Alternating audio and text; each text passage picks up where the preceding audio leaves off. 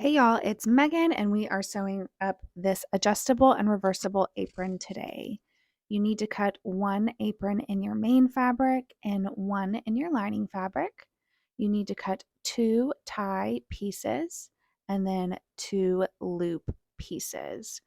We're going to start working on our ties. You're going to press one short end 1/4 inch to the wrong side, and then press your tie in half, right sides together long ways, and we are going to stitch that all the way down with a 1/4 inch seam allowance.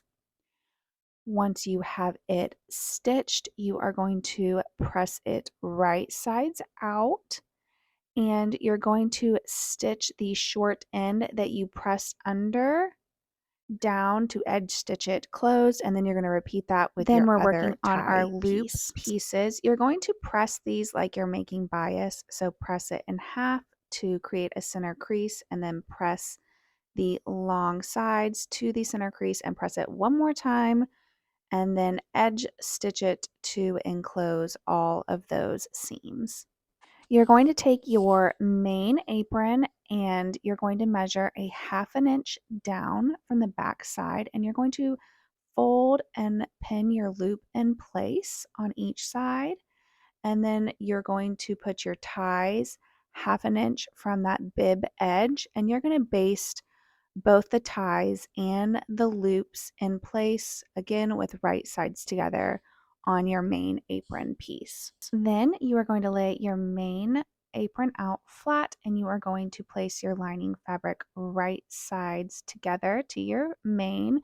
Your loops and ties will be inside, and you are going to sew all around the apron with a 1/2 inch seam allowance, and you want to leave about a 4-inch opening somewhere on the apron. I like to leave it on the bottom of the side, and you're going to leave that unsewn so we can flip it right sides out once we are done sewing.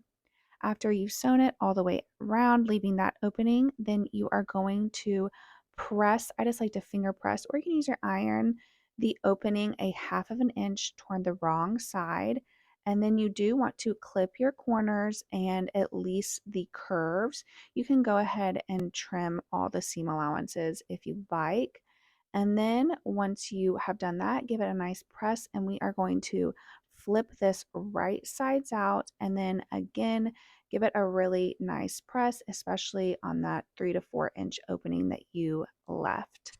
The last step is going to be to top stitch around the entire apron, and then once you do that, your apron will be complete and you would have closed that opening that we left, and it is all ready to wear. You can wear this with either side as the front, and then to tie it, you cross the straps into the loops and just tie it in a bow in the back center. These are so easy to make and easy to customize for whoever you're gifting them to or for yourself. If you make one, as always, we would love to see it posted in our Facebook group or tag us on Instagram at Made for Mermaids, #Made for Mermaids Patterns.